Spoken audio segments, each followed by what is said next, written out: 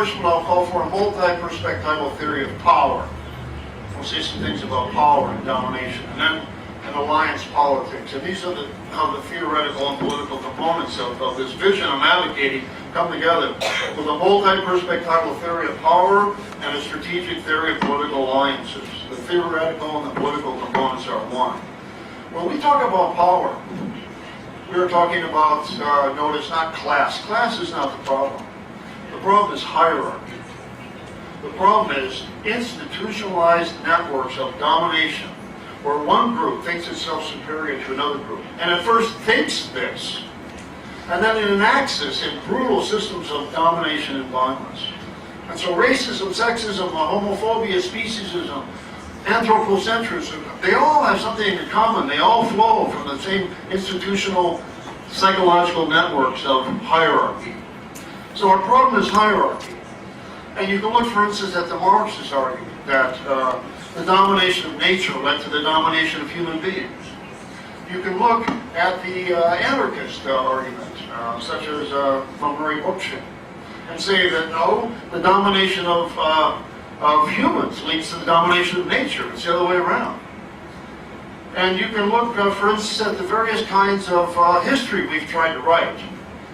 Theological history, humanist history, recently environmental determinist history, that we can only understand the dynamics of history from God or from human activities such as Marxists analyzed, and then from the environment, the extreme importance of how the environment has shaped human history. Right? We can believe, I think, that God is not shaping human history, we are shaping our own history. Then we begin to realize how the environment is shaping our history in incredibly powerful ways. So we're only beginning to understand. Well, what we now need to recognize is what I'm going to call shaping history from the animal standpoint. We have to grasp what I call the animal standpoint. The animal standpoint is understanding the problems in our society, the problems in our psyche, as they flow from our relationship to animals. And when I talk about the animal standpoint, I'm not pretending as if animals can speak, although I think they're speaking to us today, as I think the earth is speaking to us today in their languages.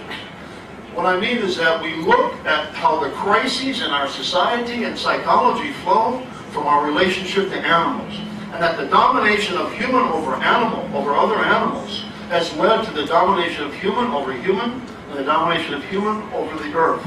In other words, our relationship to animals is at the core of all these crises in the planet and in our minds. And unless we begin to resolve this, unless we address issues such as animal liberation and veganism, we don't have a chance. This is my argument, and I hope you're open-minded to hearing it. So the most decisive revolution that occurred in history, many theorists argue, was not the capitalist revolution, the industrial revolution. It began much earlier in history. It really set the framework for even that.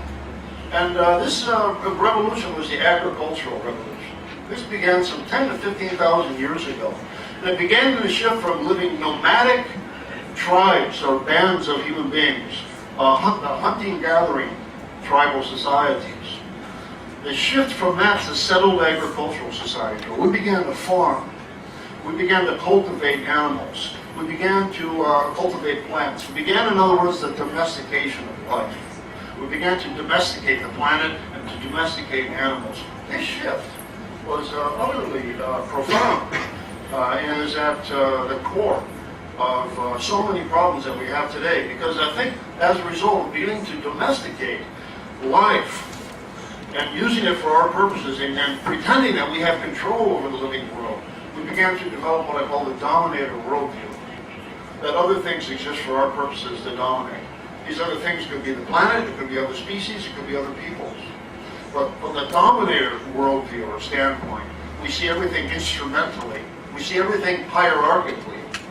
And you notice the problem with our societies. The problem with our societies is we can't understand difference without organizing as hierarchy. We can't understand difference for its own sake. We have to somehow create this in a framework where we see everything in terms of superior and inferior. This is a disease. We had a dominator worldview, and this is how it works. I'll try to describe this in very simple terms. Animals were put in what I call the moral basement. The moral basement, you have a category of beings that don't matter, that mean nothing to us in life. So once we have this category created, the moral basement, all we gotta do, like with your computers, you drag an icon into a trash bin. You just take whole categories of people and you put them down there in the moral basement. Take women, take slaves, take people of color, islanders. You take all the beings that Western European culture denigrated as inferior. There's already a preset category for this. There are already the instruments of domination for this. They came from our domination of animals. Our identity, clearly, as Homo sapiens sapiens, was formulated in distinguishing ourselves from the natural world and from other species. From realizing that they are not rational and we are rational, and we distinguish ourselves, we define ourselves as rational beings in opposition to other animals. And of course, the revolution today, called cognitive ethology, is telling us that we are the non-rational beings. They have an intense sophistication to their lives and their cultures. And then in every way we try to distinguish ourselves from animals, this has proved to be false. That we know nothing yet about other animals. We're just beginning to learn. We're still in the dark ages of understanding other species, and therefore of understanding ourselves.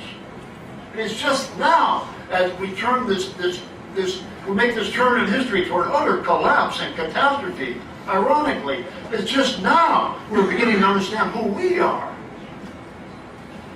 And so the conceptual framework for domination was provided by distinguishing ourselves as superior to other forms of life, and by defining the main characteristic of value as rationality. Specifically, male rationality, specifically male European rationality, was defined by opposition to our relationship to animals that began all the way back, maybe millions of years ago. We began thinking in terms of opposition and no longer just difference. So, sexism and racism can easily be linked to speciesism, and we can go much further than this. We can look, for instance, at colonialism.